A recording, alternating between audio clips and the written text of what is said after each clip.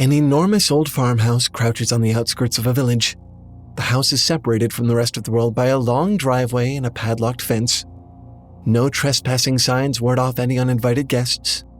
Not that there are many people who are invited to visit. Not that many people would want to be. The house belongs to the Blackwoods, older sister Constance, younger sister Mary Kathryn, and their uncle Julian. Constance keeps house, cooking meals, tending the garden, never leaving the property. Uncle Julian, who has been living with dementia, eats peanut brittle and tries to write his memoirs. Mary Cat goes on grocery runs, talks to her cat, and imagines what it would be like to live on the moon. Everyone else in their family was murdered. 6 years ago, a poisoned sugar bowl sent all but 3 of the Blackwood family members to their deaths. Constance was arrested, tried, and eventually acquitted for the crime, but the family's reputation was beyond saving at that point. These days, nobody but 18-year-old Mary Cat ventures into the village, and then only to go to the grocery store or the library. Whenever she heads into town, she has to dodge jeers and threats. Children sing cruel nursery rhymes at her about the family's death. Adults spread rumors, hoping to run her family out of town. The villagers hate the Blackwoods, and the Blackwoods hate the villagers. The Blackwoods aren't safe in the village, but they have nowhere else to go. So, they hole themselves up in the house, behind the fence gate and the long driveway. They keep to themselves for the most part, aside from a few barely tolerated visitations from some local housewives for tea. The Blackwoods family estate has become their prison, keeping them isolated on the edge of town. But to Mary Cat, it's become her castle.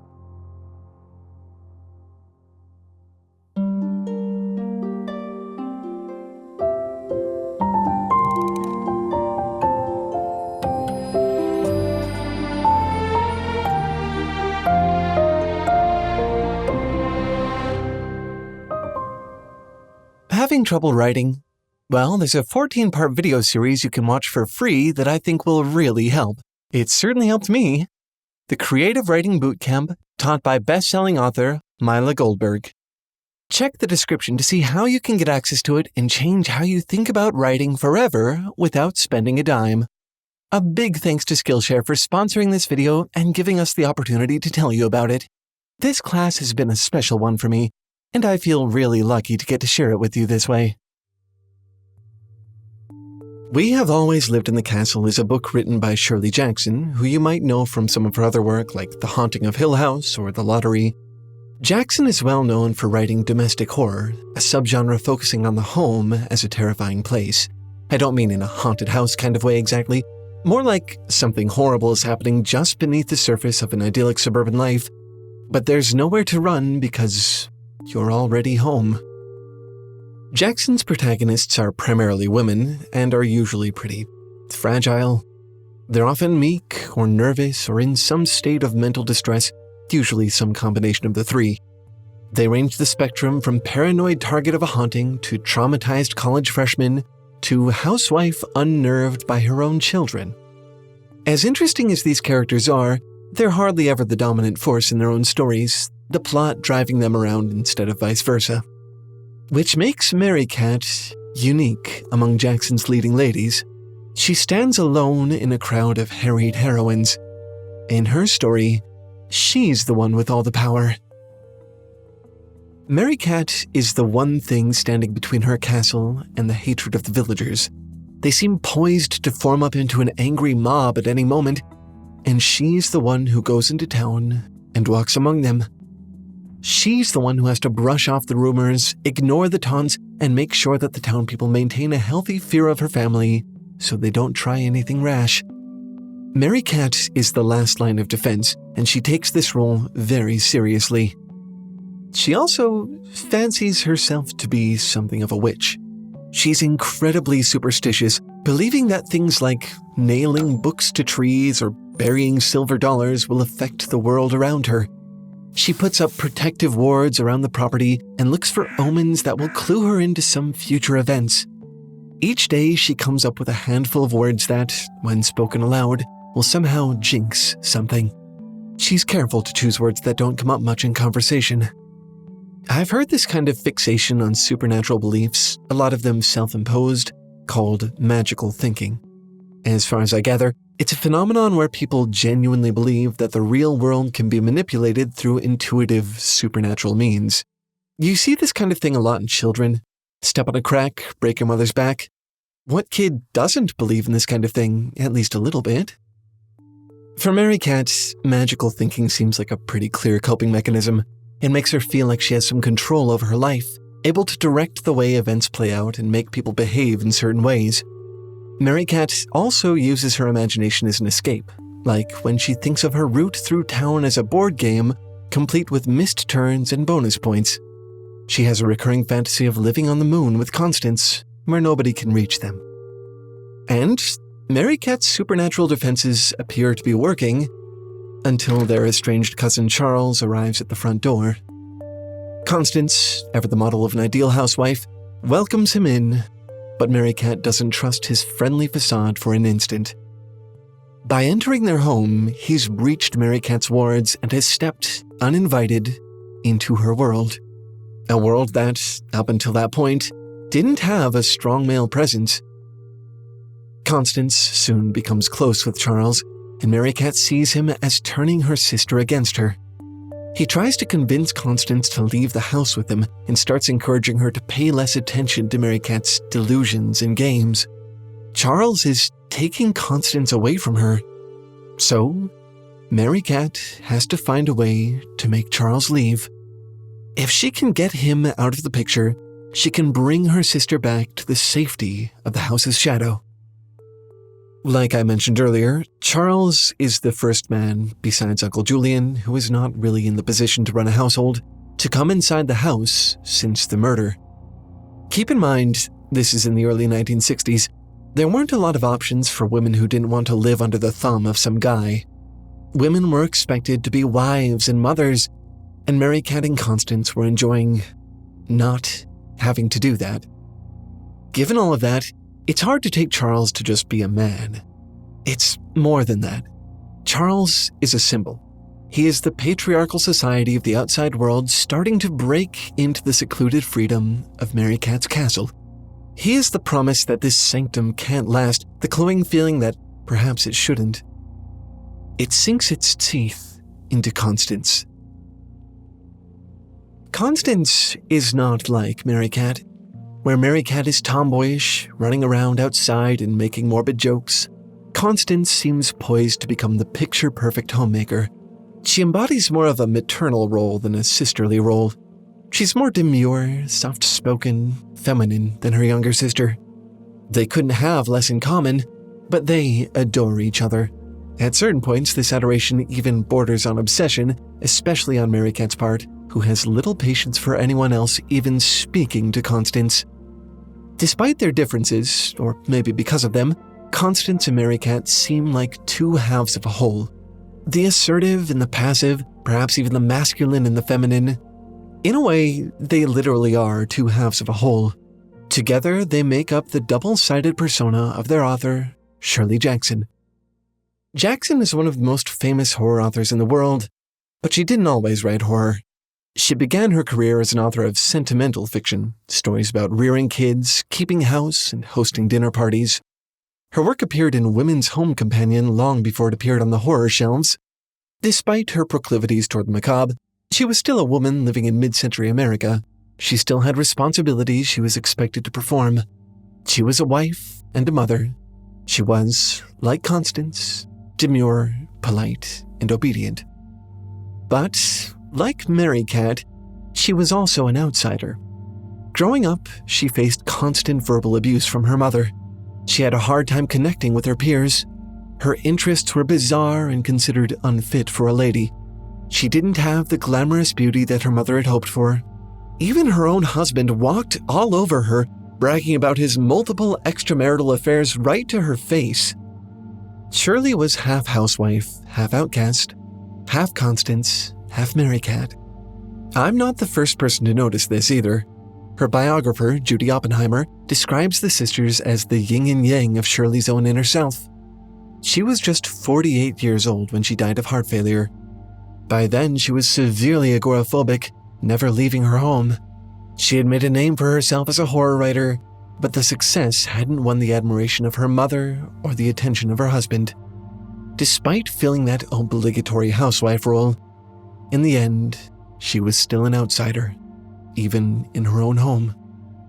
At least internally, her Mary Cat side dominated her Constance side. And, surprise, surprise, that's exactly how it is in the book, too. It's Mary Cat, not her fear of the villagers, that keeps Constance from ever going outside. Mary Cat is the real prison, not the house itself. Mary Cat thinks she's keeping Constance safe from the outside world, from the expectations of their society. And she is, in a sort of twisted way. But at what cost? In case you haven't already put the pieces together, Mary Cat was the one who poisoned her family. She was 12 at the time, and nobody suspected that a child could do something like that. Constance took the blame to protect her sister, but it was no accident.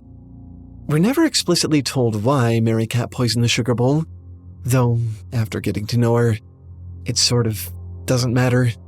Their family's death protected them. If her family hadn't died, Constance would likely have married off by now, forced to start a new family of her own, with Mary Cat close behind.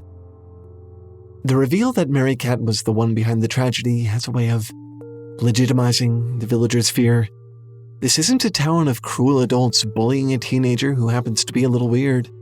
These people are justifiably afraid of a girl whose parents were killed by one of their own children, seemingly for no reason. Eventually, this fear comes to a head. One night, the Blackwood house catches fire. Mary Cat and Constance manage to escape into the woods. The wheelchair-bound Julian is caught in the blaze. The townspeople arrive, at first meaning to help put out the fire, but their pent-up resentment of the Blackwoods soon devolves into rampant vandalism. Windows are smashed, valuables are stolen, the house is completely ransacked. Once the flames have died and the townsfolk have retreated, Mary Cat and Constance return to the remains of their sad, burned-out castle. The house is literally a shell. The only room that's somewhat recognizable is the kitchen. The garden is full of ash. All the sisters' possessions have been destroyed. So, what do? They live there, in the ashes and the rubble. I mean, they spend most of their time in the kitchen anyway. There are tons of preserves in the basement that they can live off of, and this tablecloth would make a pretty dress in a pinch. Mary Cat and Constance literally just keep living their lives as if nothing even changed. For them, living in the roofless skeleton of your prison is still better than surrendering to the outside world's expectations. As for the townspeople, they eventually start to feel bad for the way they treated the sisters. They make trips up to the house, leaving offerings of food and supplies for the girls, who always hide when they see someone coming. And though this new existence is undeniably horrible, and the nonchalance with which the sisters take to it is chilling, it isn't hard to see why they'd rather deal with this than the alternative. At this point, what other option do they even have, besides being committed either to a man or to an insane asylum? It's a shame Jackson didn't have that choice. She died so young because her physical and mental health had deteriorated so much in middle age. The life of a dutiful housewife was not kind to her. Even in death, her status as a housewife initially overshadowed her career. Her obituary in the New York Times jokes that she only sat down to write after she had completed her household chores. It makes me sad to think about what more she could have done if she hadn't been obligated to play that role. If she, too, had had a house on the moon.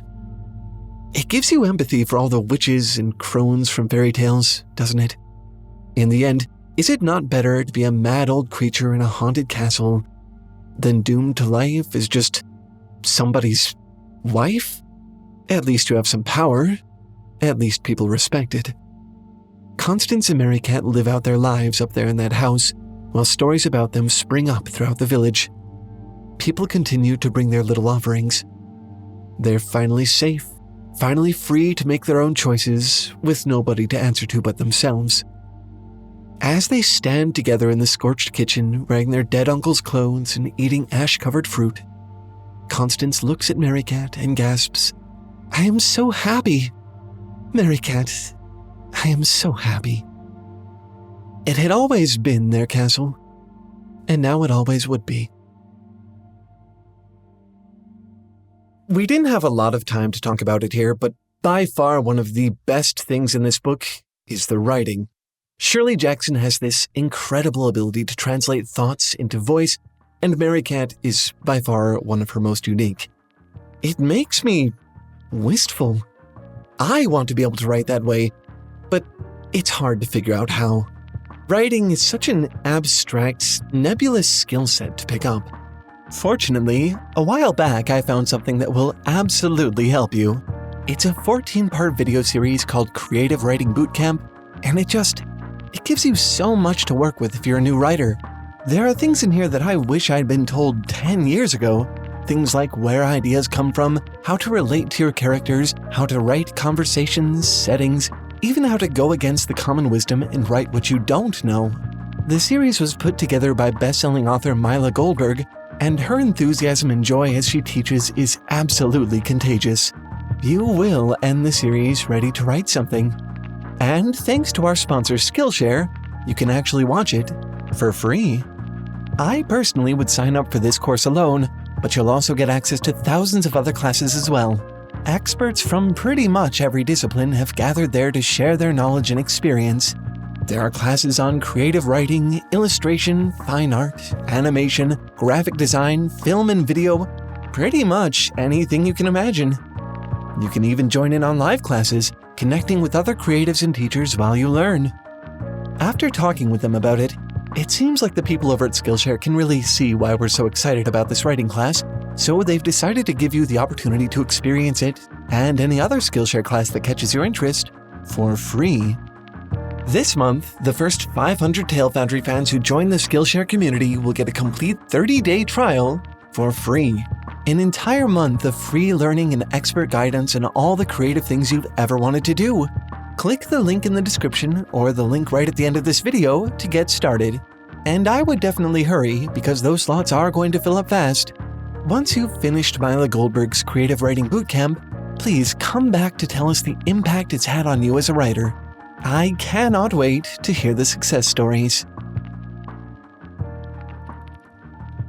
Anyway, that's all for this one. Thanks for watching and keep making stuff up. I'll see you next week. Bye!